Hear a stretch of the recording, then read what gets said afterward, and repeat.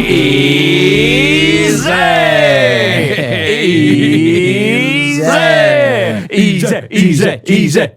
Jeezy peeps, ma'am. Gee. In the words of Scott McTominay, Mamma Mia. We haven't done it easy for a while. Scotland. We've never done one for Scotland. They've earned it. They've Absolutely. Earned it. Bloody They've earned it. yeah. It was so easy. Oh my goodness. Not a pitfall in sight. Not at all. Not at all. True. Scotland 4, Denmark 2. 3 world-class goals.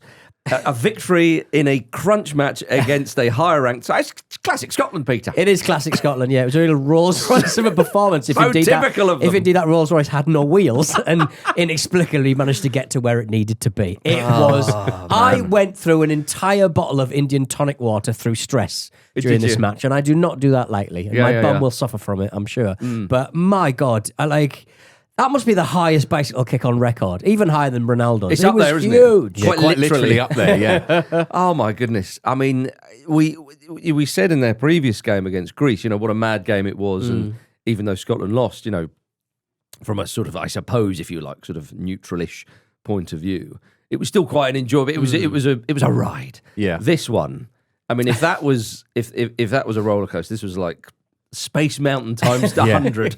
It's just ridiculous, wasn't it? Absolutely unreal. I think because of the stakes, because of the circumstances, I think it's one of the best games I've ever seen. Honestly, it was so entertaining. It was so much fun, and obviously you get the ending. The quality of the goals, unbelievable. Kieran Tierney's is the third best. It's a worthy match winner for most games, like ever. Yeah. And it's the third best. I fully planned on getting into the studio just talking about John McGinn's curler in the top corner that just missed. Yeah. And I was like, look, if that's what they're taking home, I mean, and they probably would have taken at the start of qualification, 20 minutes to qualify for the World Cup. Sure. They probably would have taken that. Find a winning goal against 10 men. Exactly. Yeah. So they probably would have taken that. But I mean, for them to get there in such spectacular fashion. Yeah. Oh my goodness. I mean, it's all the better for having nearly lost it, right?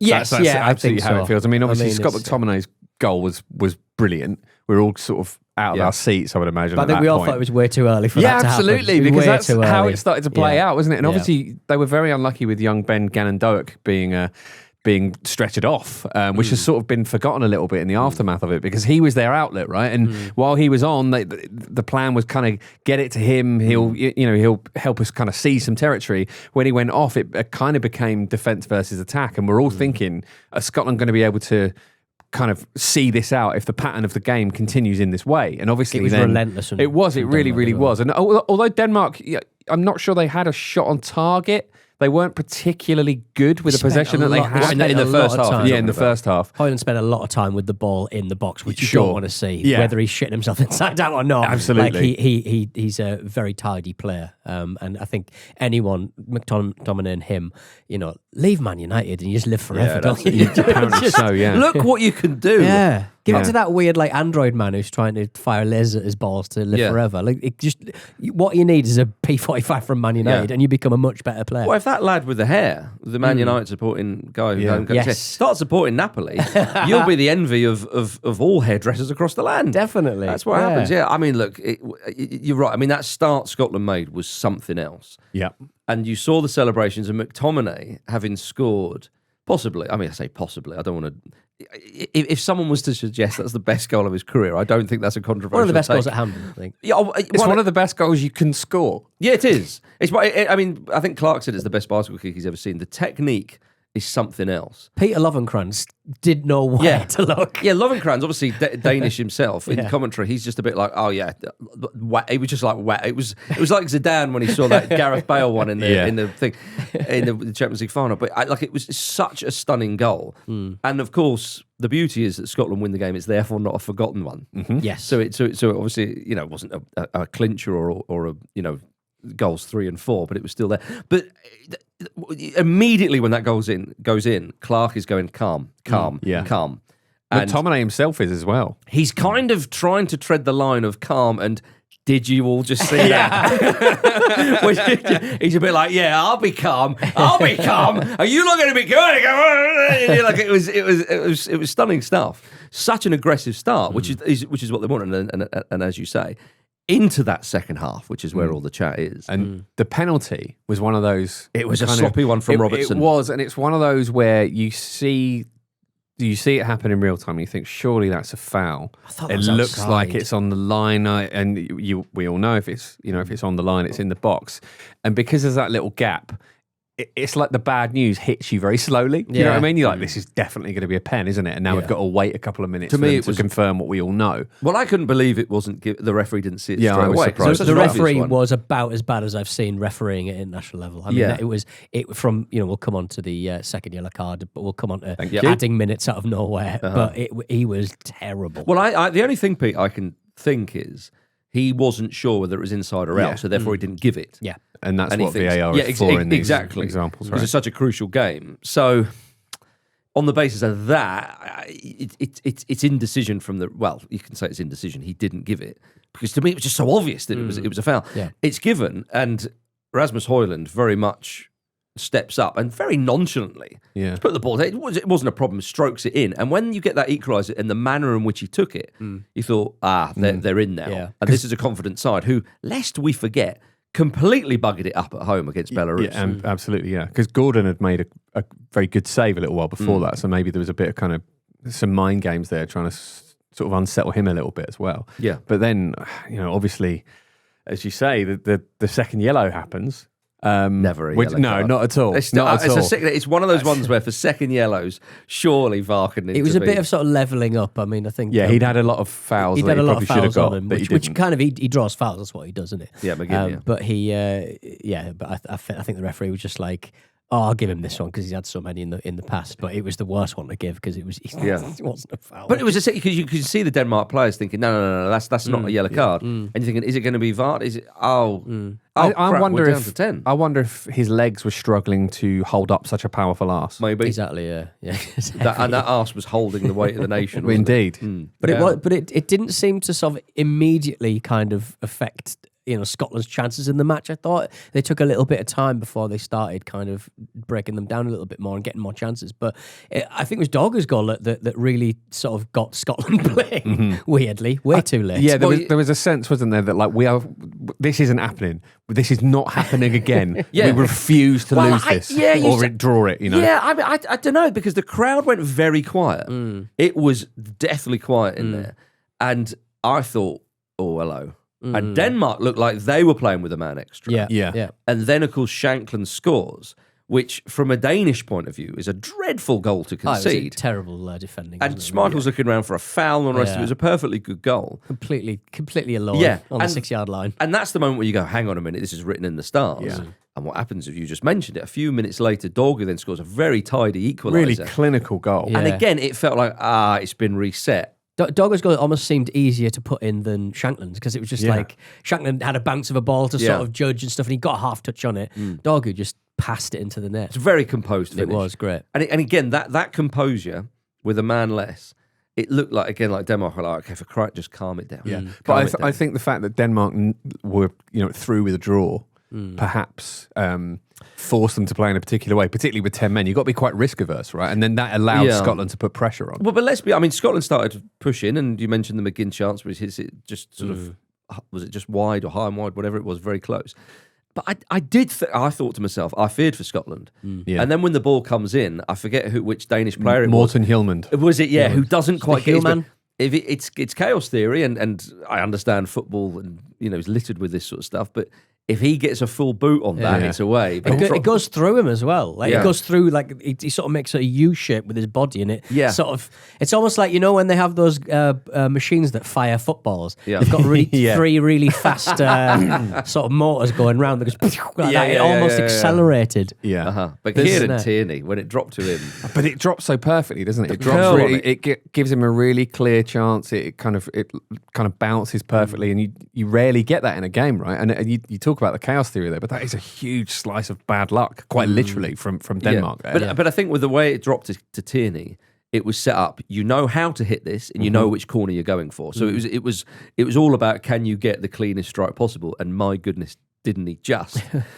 even then, when that goal went in, which I think most people are, I thought, oh, that's it. They're not going to throw this away. But you can't help but think about it because you've already thought that once in this very match. Yes, exactly. And then Denmark, they come forward, and of course it breaks. But even then with Denmark, so the referee, as you say, Pete, I think he added the extra time because of the celebrations. It has to have been. I don't think the celebrations were that excessive, though, compared to... Because they had 30 seconds. They always do. Well, it's a minute. It was a minimum of 6 minutes. And I think it was, 97 and a half when McLean scored. Piss take. Absolute piss take. He indicated, I think he put his hand up with one digit, saying, maybe one extra. Yeah. And I did think to myself, if they score now, oh my goodness, he's not going to hear the last. Most of the Scottish players who were interviewed basically said the referee just didn't know what he was doing at that point. Adding in minutes. He was having a really good time. So he wanted it to carry on. He was actually saying to the Scots, "No, you'll thank me for this. Just trust me that you're not done yet." Because I think that even when the third goes in, Steve Clarke was bordering on what I was talking about McTominay earlier on in the game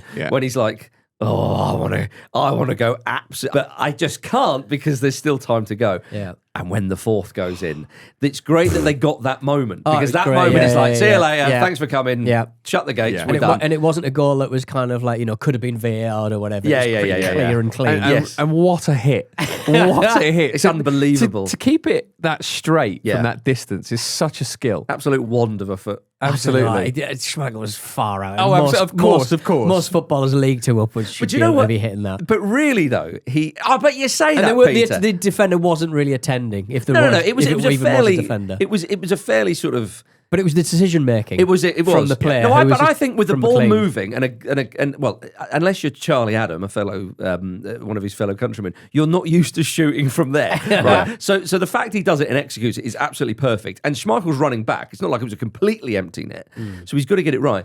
But really, he should have passed that to his right because the game is dead and buried, really, by that point. Obviously he's thinking to himself, the referee might play an extra flipping 10 minutes or whatever. Yeah. But, as Clarke said, he was like, what are you doing as he goes to hit it? Because it's like, the ball's there to the right. And once you play it to the right, there isn't the defender in sight. You're either in on goal, you run it to the channel, da-di-da-di-da. He's like, get fat, we're going to the World Cup. Exactly. See you later. He must have heard, who was it on co-coms who was just going, shoot. He's correctly surmised, though, that would probably be the last kick of the game, right? Which is an incredible piece of clear thinking in such a high-pressure moment. Oh, man. But, Steve Clarke said that the crowd, who, again, were pretty quiet at one point, suddenly found the voice. He said they could smell the magic towards the end of the match.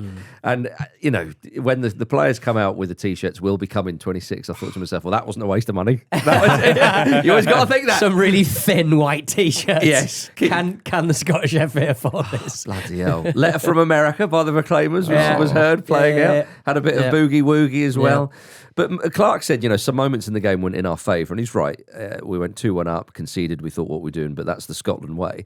But scoring 2 world-class goals to win the game and go through is evidently not the Scotland way, or maybe it is now, because it's their first World Cup they've qualified for since 1998. Yeah. And that's the thing, the explosion of joy. I think even if they'd have, the manner of the match and the way it goes down, even if they'd qualified for the previous World Cup, I think you'd have still got that. But that extra... joyous, jubilant feeling, which will ring out all the way until next summer. Yeah, they have not qualified for the World Cup quite literally in decades. Clarke's, probably one of the best Scotland managers now. He's qualified for 3 world tournaments. You have to say. I mean, I understand people will go, but it's not like. Well, I would say, sorry, Scotland, bear with me for this unnecessary moment, but with, say, Southgate, who Clarke has been compared to a little bit in terms of taking the team to new heights, but with England, obviously, it's about getting over the line. A previous manager did that with England a long, long time ago. So Southgate can never be seen as England's best manager, and some people would have heavily criticised him, but he's still probably second best. Yeah. With Clarke, has had similar criticism. In fact, I wondered if he was going to be there at this qualifying campaign at the start. Yeah. There was talk about that, wasn't there? Steve Clarke. The sincere sort of lack of creativity Scotland have sort of experienced in this tournament. It was almost at a point where you're like, just give him Gordon. Sure. He's got a Scottish name. He looks they nearly got Harvey Barnes, of course, Yeah, I guess so. I'll tell you what, Barnes will be straight. Harvey Barnes. So... let's talk, shall we? But I think with Clarke, he's without a doubt one of Scotland's greatest ever managers. One might argue the greatest. I mean, if he can do the unthinkable, which is, of course, get them out of the group. Well, win you the World Cup say like in that. Football Manager. There you go. But I mean, look, I know some people might say, well, that's a very low bar. Well, no, that is the bar. Well, because I mean, Scotland have never done it. We Incredibly. we are going into a tournament where third place in the group will get you through in some groups. Yeah. Right. Yeah. So if they end up with a Haiti or a kind of one of those minnow teams alongside them, and they batter them, which is entirely possible, then they'll go through. Right. It's a very likely chance of it. They have been in the Euros when third has sometimes gone through. True. So, but anyway, I don't want to start thinking negative. But people obviously talk about the extended World Cup, extended tournaments and stuff. But like they won top of their group. So exactly. So there's no debate there. Indeed. It's an astonishingly good qualifying. Absolutely. And we've been saying it kind of really throughout this whole qualifying campaign and for a few years about Scotland now. They've got some really, really good players in there. And there's a sense that possibly because of the kind of previous trauma of qualification campaigns, missing out on the World Cup, and obviously, they've been to the Euros, but not always had the best time once they've got there. There is a sense that like this team it could be good, and sometimes it is really good, and they just need to do it consistently enough. And even though it was an absolutely chaotic game, I feel like that this is that kind of bearing fruit. Really, these are players who are good enough to be in this position, and they've proven that to themselves as much as to everybody else. Well, the spirit in the camp is superb. Yeah, and again, Scotland having missed out on, if you go back a number of years when Wales had that great run at the Euros and so on, and I can remember talking to a couple of Scottish mates, and they were like Wales, they're a similar side to us. Look at what they've done, and obviously they've qualified for tournaments as well, and had some great moments and results. And it's like, can't we have a bit of that? Because Scotland had not qualified for any major tournament since the 1990s before Steve Clarke came along.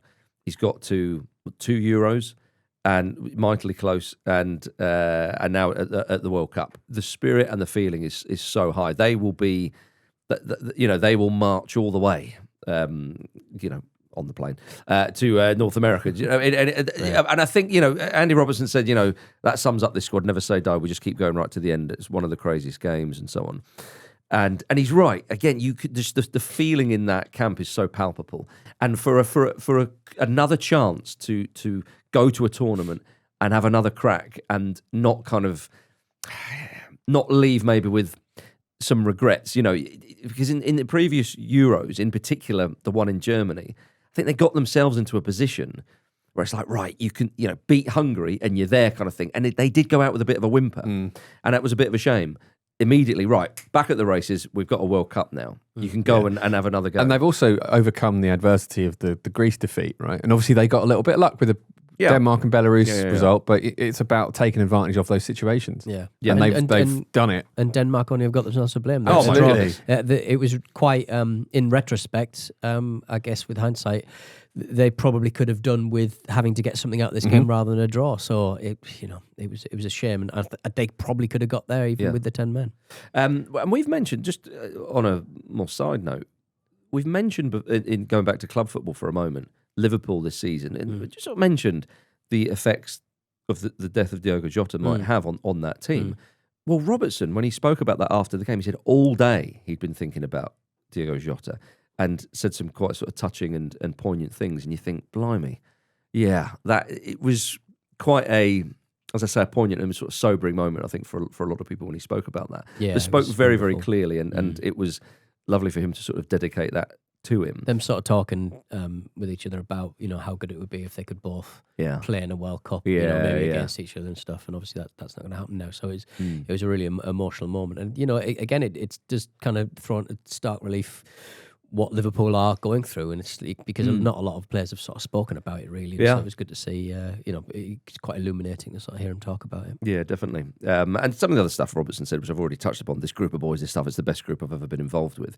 I think, well, man, you'd have to be particularly hard-hearted not to enjoy the scenes of Steve Clarke just going mad. Because again, he is like properly, we don't celebrate until it's absolutely done. Everybody calm. That fourth goal goes in. He's just like, yep, it's my time. Jumped higher than Scott McTominay. Oh my goodness! He admitted to cooking that lasagna for everyone. I like McGinn complaining about his drug test as well. Oh, I've got to go do a drug test. Oh, that is it's annoying. always me. Yeah, it's always me. Oh man, incredible. Well, they're there. And that's the thing, with what Ireland did in Hungary, which was incredible as well. Yeah. They've obviously got the whole playoff thing. I keep sort of going, oh, no, Scotland are there. This is not like, yeah, they're yeah, absolutely. yeah. I know the playoff was guaranteed. It's like they topped the group, as you say, Peter. Yeah. 32 teams, 48 teams at the World Cup, doesn't matter. 24 teams, doesn't matter. Yep. You go back a few years there. A 3-team World Cup, they might not make it. Yeah. Well, you just have the 3 hosts, wouldn't you? Be very boring. But Scotland will be joined by Austria, another side who hadn't qualified since 1998. Ralph Rangnick's going to be there. Go on, Specs. Again, You just want to talk about his bike again, don't you? I wouldn't mind. Leave Man United, see what you can do. Exactly. P45. Saw, my pretty saw. Incredible, yeah. They impressed in the Euros. Can they do it in the World Cup? Who knows? What was the thing about his bike? He had those massive tyres, didn't he? Yeah. He busted his ankle. I think he'd had an ankle operation, so he was that's told he wasn't right. allowed to put any pressure on it. So Yeah, he's riding around. I feel like a bike is also, But he was riding around the pitch, wasn't he? Could you not have like a little kind of e-scooter rather than a bike? Because that would just be too much. Is that no? Maybe that's too much. Oh, yeah. Maybe on one leg there would be too. Oh, yeah. like a little motorised wheelchair? Or Surely a something, I don't golf know. cart. Or is what like you're after. like a palanquin. Like What the hell is a palanquin? like old timey kings and queens used to have, where they'd have people carrying them around in a That's little box. right. Okay, like a. Oh yes, yeah, that Yeah. would work, I suppose. Yeah. Yeah. There's nothing looks good, I suppose. True. If you've got a fucked ankle, but I think they did away with their royalty years and years ago in Austria, so I don't think that would be welcome. Well, they'll be available then, won't they? well, yeah, you No are. one's using them. well Move worth into the palace. well worth popping on Reddit because some maniac has put together all of the Austrian goals in qualifying. Oh, yeah. They're all from like 30 yards out. They're They're right. mad. Oh, now Absolutely Davic has mad. had a lovely old time. Yeah, hasn't yes. he? Again, surely he's like 45. What's going on there? It's all going on, Jim. Yeah. And it will all go on next summer, of course, at the World Cup. Coming up after this, what a night for Wales and Curaçao make history. It's McLean. He's looking to go for goal from the halfway line. It's chipped. Glorious! Glorious! Kenny McLean from the halfway line. Scotland 4, Denmark 2. We are returning to the World Cup. What a night! Some Radio Scotland commentary. That wasn't unbiased commentary, was it? As the Scots always used to say all about English commentators. Makes your hair stand up on end, doesn't it? My goodness. I mean, normally, if Wales beat an opponent 7-1 and then a meaningful match, we'd have probably started with that. Yeah. But of course, Scotland You're did not what they having did it. Wales. Yeah, so- especially with a Fulham player getting a hat trick. Well, now you're talking. Craig, yes, Wales 7, North Macedonia 1. And if you think to yourself, well, North Macedonia went into that game a place above Wales in the qualifying table. They were unbeaten going into it. They'd only conceded 3 goals in qualification and very much needed this result. So this was not a gimme. So to win the game, I think you would have they would have bitten your hand off for 1-0. 7-1. Craig Bellamy said his team's performance was as close to the perfect performance that he's ever seen. Yeah, Irresistible. apart from his goalkeeper having a little sit down. Well, but that before was the unfortunate. North Macedonia goal. Yeah, he felt. That was weird, wasn't it? Yeah, he slipped. Yeah, I think so. And what did you think he was doing? Well, because he said close to perfection. I'm having didn't he? to It's sit down. the bit that wasn't perfect I love it. was just really odd. Right. Just And- really odd. You've been hanging out with me too much. I was going to say, so you want to start with that? Well, I'm just getting that out of the way. There were 8 goals What scored. what I was going to Why say. aren't you more positive, Jim? About the birthplace of your mum. No. So as so you where, say, where I'm from, Wales rode their luck. Wales is pronounced wows. right. And I think Wows. that is appropriate for Yeah. this Right, performance nice. because it was absolutely amazing, especially coming off the back of the Liechtenstein performance, which was not great. That was the one where you fill your boots, lads. Well, yeah, absolutely. So they kind of sneak past the team who are ranked 206th in the world out of 210. Right, worth pointing out. Just the one goal. And then this is just sort of night and day, isn't it? And I think actually I'm really pleased for Craig Bellamy in particular that they get this performance in there as much as a result because he's been such a sort of positive force for them and he's been talking about their progress and sort of tracking it as he's been going, and even if they've not had the results they necessarily want, he's been talking about the things he's liked seeing and how they're implementing the plan really well. And I think for that momentum to to kind of continue, you need a moment like this, right? Yeah. You need a moment Yes, where you it do, all yeah. comes together, because if you keep talking like that and it doesn't happen, then things just kind of go a little bit adrift. And this shows quite emphatically that he's having a massive impact on this team. They're really together. Wales have got recent history of that togetherness being a really sort of driving force of their success. And it's just absolutely just a really joyous thing to see the floodgates open like that for them. Well, Everything they did came off. To see them chasing goals after they got a fairly convincing win is just such a huge thing.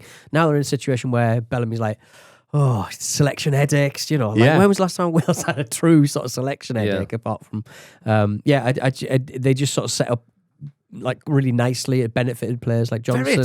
Very attacking. He didn't sort of shy away from that. And I don't know where the central midfield sort of has been hiding. Obviously they had injuries and stuff, but I mean I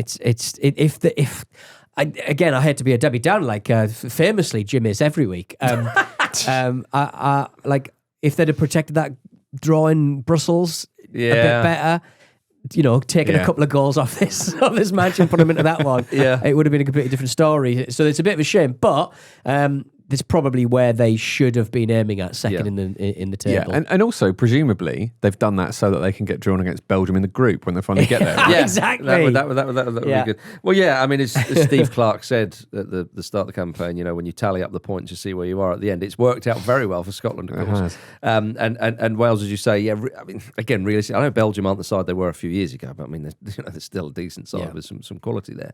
But the setup that you talked about, I mean, Joshua Sheehan played in front of the defence, had a good game, but Bellamy said he played with 3 number 10s. I mean, he's looking at Thomas Tuchel going, is that all you're going to do? This is what we're going to do. But with Harry Wilson, Lee Cullen, David Brooks, Dan James and Brendan Johnson in there, not a proper centre forward. But my goodness, is that, you've got a bit of firepower in there, as it proved to be. They just bloody went for it. And Harry Wilson getting a hat trick. I mean, that free kick was a beauty. I mean, he's got a proper wand of a left peg. And I'm so glad that he is, captained the side as well in the absence of Ben Davies, Aaron Ramsey and Ethan Ampadu. But he's such a lovely player, Harry Wilson, and we know he can hit them. So for him to have that, I think it's his first hat trick for Wales. And also overtakes Robert Earnshaw, Mark Hughes and Cliff Jones on the list of Wales all-time top goal scorers. So I was really pleased for him in particular. But yeah, so they're there. So they've secured home advantage for their playoff semi-final. Just the right amount of jeopardy, that, isn't it? Yeah, I know what you mean. Yeah, I mean it's an intriguing one with these playoffs. I mean they would have been in the playoffs anyway, thanks to their Nations League success. But the semi-final would have been away from home. So they will either play Ireland, Albania, Kosovo, or Bosnia in Cardiff. You look at those teams. And you think, okay, because Bosnia, they drew 1-1 in Austria in that game, and Austria just needed the draw, and they went through. And Edin Dzeko's been, I know he's he's not a spring chicken anymore, but he has been hammering them in. He's been scoring a lot of goals, as you'd expect. But I just, all of those sides will think, okay, we'd fancy that. But I tell you what, Wales, I think, have really got to think, can't be scared of anybody. No. Absolutely not. When you've just scored 7 goals in one game for the first time in 47 years. And against a good team as well. Yeah, against a team that needed a result. Yeah. Who's defensively are good. So again, if say take Albania, we know they are more of a defensive kind of unit of a team, if you like. Don't score too many goals. But in a knockout, you have to. Yeah, exactly. But they're effective with that. Well, this could be some kind of a blueprint for Wales to go, right, okay, if we need to attack and try and break teams down, then that's what they've got.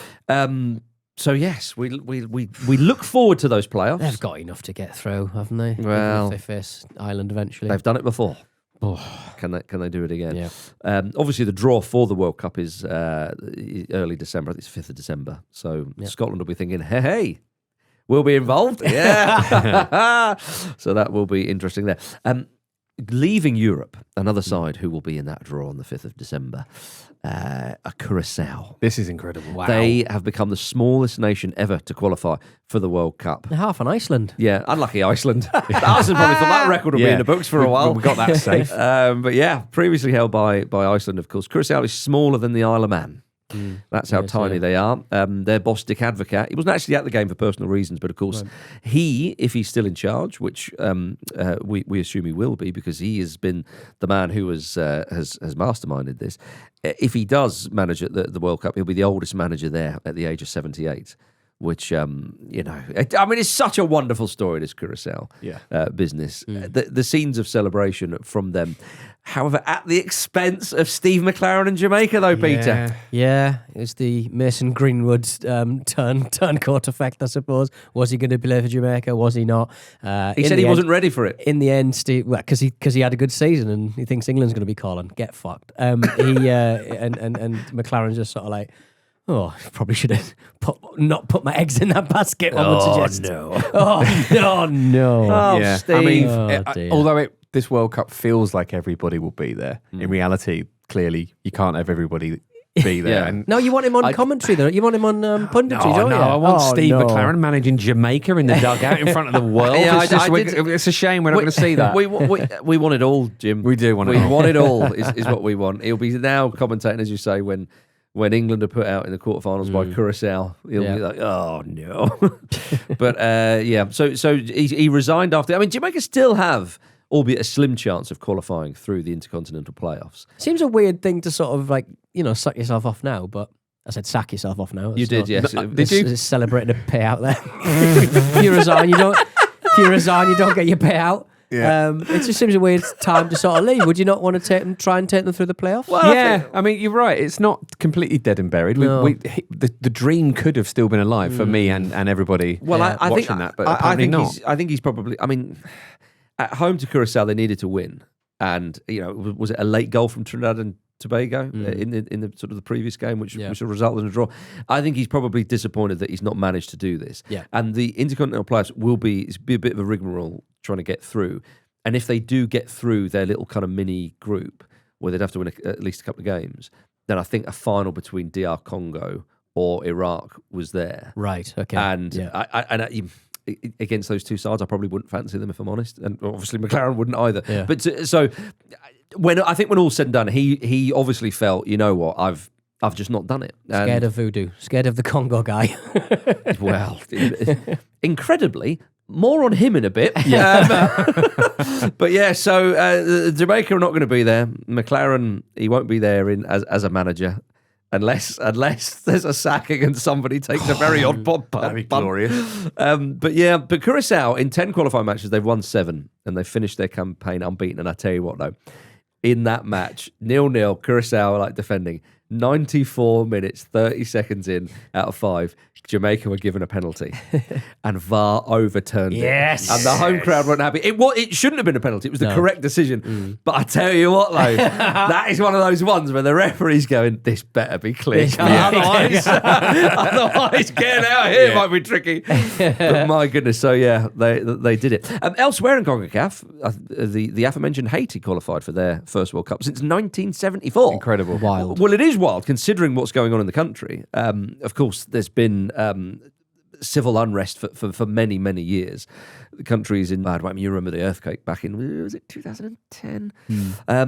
But because of all this stuff, their French manager, Sébastien Mignet, has actually never been to the country. Yeah. And they've been amazing. playing, indeed, they've been playing their home game. Before anyone thinks he's doing a Jurgen Klinsmann, they have been playing their home games 500 miles away in Curaçao. Yeah. It's all going off there. Yeah, that's what you got. Let's have our pre-tournament tour there. Yeah, there's some stardust on the island of Curaçao if you want to qualify for the World Cup. But they spoke well about how transformative Drogba's Ivory Coast has been for their country, and so they're hoping that a Haitian good performance or good turning up in the World Cup might spark something, a little bit of peace in their own country. Yeah, with the effect that Drogba, of course, absolutely, that would be quite something. All right, coming up after this, Gianni Infantino worms his way even closer to President Trump. Show some fucking respect. Welcome back, everybody. Now, we've talked a lot about the joy of qualifying for the World Cup. Yeah. Of course, what happens when you're actually there? Yeah.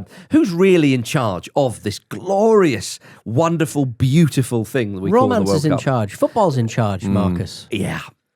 So FIFA and President Gianni Infantino, they've agreed to Donald Trump's request that World Cup matches due to be played in the US next summer can be moved on safety grounds as determined by President Trump himself. Yeah. What's he up to here? I mean, we've all seen, haven't we, we know what he's up to, and we'll come on to that. We've all seen what a brilliant, precious thing international football can be at its best. You know, many times, you know, this week alone or in many recent times days. last night. Yeah, many times last night. But it does feel to me like Gianni Infantino is having a competition with himself to see quite how much of the enjoyment of it he can just ruin. Yeah. Just kind of take away. If he was trying to damage and cheapen international football, he couldn't do a much better job than he's doing at the moment. Yeah. Well, I mean, what he really should be doing is, which of course he's not going to, but any FIFA president worth their salt, when Trump's meddling around and saying, well, yeah, I'm going to move to places and blah, blah, blah, he should really just say, okay, Mexico, Canada, fancy a few more games. Yeah, chaps. Like, do you know what I mean? Well, I mean, that's not what do that, they may have done in the past in more developing nations, let's say. But I think it's quite naive to sort of say not say that this sort of dumb shit happens and will have happened behind closed doors so many times. But in other World Cups, you know, yeah, I mean, the 1978 World Cup was kind of very controversial because of the Argentinian military junta that ran the country at the time. Exactly. There is precedent for but as it. with so many sort of Donald Trump's crimes, he does everything out in the open, and we're just like we just have to kind of deal with it. But I mean, it's going to be interesting to see all his matches played in Texas. That's all I'm saying. Well, moving everything, Mar-a-Lago. moving everything to Mar-a-Lago. Yeah. I mean, well, so last week Trump told reporters that Infantino would move World Cup games if he asked him to. He previously warned host cities under Democrat rule. Or Democrat control, should I say, which includes Boston, Los Angeles, and Seattle, that games could be moved. So, well, it's something he's sort of been, cudgeling for the last year or so. I don't think it will actually happen because he's full of piss and wind, obviously. Well, no, I think at that point you got to look at where I don't actually know when the midterms are. That's going to be coming up pretty soon and stuff. But I mean, I think more than anything else, it's going to be a strange World Cup simply because all of these great stories about Curaçao and the Haitians and stuff. If I was a supporter of the CONMEBOL nation, member, I wouldn't be turning up to a football match the way that ICE had sort of turned up the heat over there. If I had eaten some Tex-Mex in the preceding week, I wouldn't have, because they seem to be picking up anyone off the streets who are in any way not white. And we've seen before in places where there are controversial kind of local political situations happening where that stuff calms down for a little while. I don't know if that's going to be the case here. It's kind of his too, isn't it? Yeah, because Trump? Absolutely, because he does all of these things very openly, as you say. And I do worry that the tournament is going to become a little bit of a sideshow compared to the sort of political theatre that's happening around it. What makes you think that? Did you start thinking that when Cristiano Ronaldo met Donald Trump at the White House yesterday as a part of Saudi Arabia's state visit? Did that trigger that thought? That just went on the pile, to be honest. Top of the pile. A friend of mine has been saying for a long time that when Ronaldo retires, he thinks he'll become essentially just yet another kind of toxic influencer for young men. Yeah. And I think it's already starting, isn't it? Yeah, I think so. I mean, I love that selfie with Elon, Gianni, Howard fucking Lutnick, and the rest of them in the Satan was Satan in there as well. Might have been in there. The very definition of a White House ballroom full of ball bags. But Trump in his kind of most of the awful men, Elon, Trump, in my world of wrestling, Vince McMahon, they're all men who want the love of their fathers, and they've never got it, so that's why they're insane. But seeing Donald Trump sort of trying to get the respect of his ginormous son by saying he'll probably respect me now because he'll respect me a bit more because I've introduced him to Cristiano Ronaldo because he's a big soccer fan. But I mean, he respects no earthly creature. Well, Baron Trump, he's too huge. He has to respect Steve Clarke now because he's part Scottish. Right? His mother's from Scotland. If we're going on that, he'd be delighted, surely. Steve Clarke or Baron Trump? Well, Steve Clarke's delighted for the right reasons. Right, okay, nice. But I think Trump, he'd be pleased that Scotland are there, nation close to his heart. I'm so happy that my father's country of birth, half birth. It's his mother. Right, okay. I don't know what his father's from. Fine, okay. Well, despite all that, gentlemen, good news for the US men's national team. They've had a couple of good wins this week. They beat Paraguay on the weekend and gubbed Uruguay 5-1 yesterday. So better from Poch's posse. Jim, you were worried about them, weren't you? Yeah, you feared for them. Aside from the nonsense happening around it, you do want the host nations to be in good nick, right? So this is broadly positive, I would say. Yes, good. Excellent. Now, from that to this. Nigeria have not qualified automatically for the World Cup. Slightly surprising considering the talent they've got. They're still in. They've still got the, as I say, the rigmarole of the playoff business to go. So they're not dead and buried just yet. But it was a bit of a surprise that they didn't make it automatically. But their manager has alleged maraboutage, which is a term used to describe acts of magic or bewitchment. Wonderful word. Well, an awful thing it means, but yes, to roll off the tongue, Jim, it does sound rather lovely.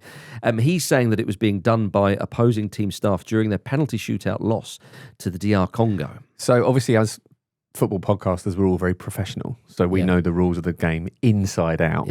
Just every year they come out and we just read them back to front, do exams with each other, because that's just normal. It's our pundit license, isn't it? Yeah, absolutely. Jim, answer me this: can you do the voodoo? Well, Marcus, as you know, and as you know, Pete, because we're also au fait with these rules, there's nothing that suggests you can't. Right. So, no, exactly. Marginal gains. And well, someone just needs to bring... It's Juju's high performance, guys. Absolutely. I would say that, if anyone should be accused of being a marabout, it should be Eric Schell. He's got me, Eric Schell, because his eyes. Have you seen that guy? His eyes are beautiful. Yeah.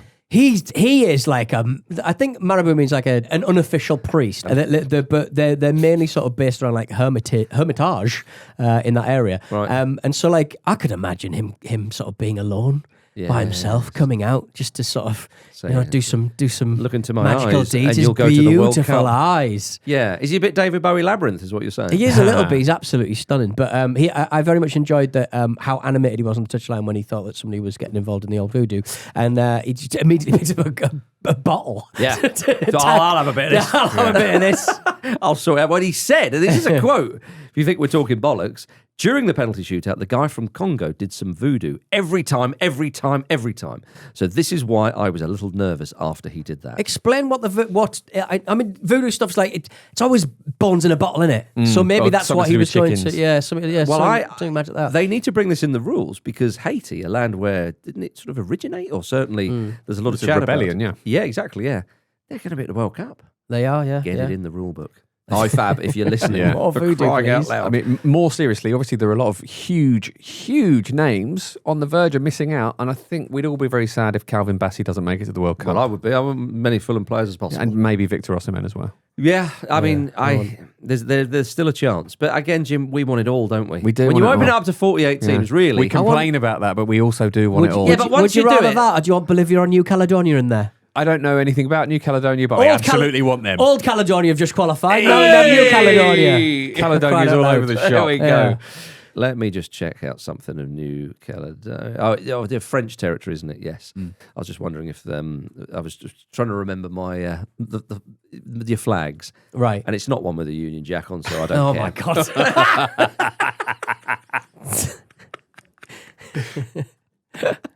I'll have Bolivia, thank you. So, The plot has thickened, but it still needs a little bit more thickening due to the playoffs. But the 5th of December, my goodness. if you are going to do your voodoo, don't wait till the penalty shootout. Do it in normal time. It worked for them. I guess it did eventually. Maybe he was trying to do it during the night. Yeah, maybe the other voodoo hadn't worked. Yeah, exactly. God, bloody penny. There was a concussion protocol bit of voodoo Yes. that took place. Oh dear! I tell you what, I despair. The mind boggles, quite frankly. But Scotland, they're there. Yeah, this World Cup is going to be absolutely insane, just across the board. Unless it's moved to another country or Well, if something. my voodoo doll of Gianni works, Come we'll on. be fine. Don't you start. Right. Which of the Ramblers are most likely to get into voodoo? Well, it's me. Yeah. Also, it's not going to be the Christian man who's speaking right now, is it? Also, dear listeners, if you would buy a Football Ramble branded Gianni Infantino voodoo doll, Yeah, do let us know. Yeah. I'll be praying for every single one of you. Thank you for listening to the Football Ramble, part of the Acast Creator Network. Friends of the Ramble, make sure to go and watch today's Ramble Uncut. And if you're not a friend of the Ramble, click the join button right now for a bonus episode every single Wednesday. See you there.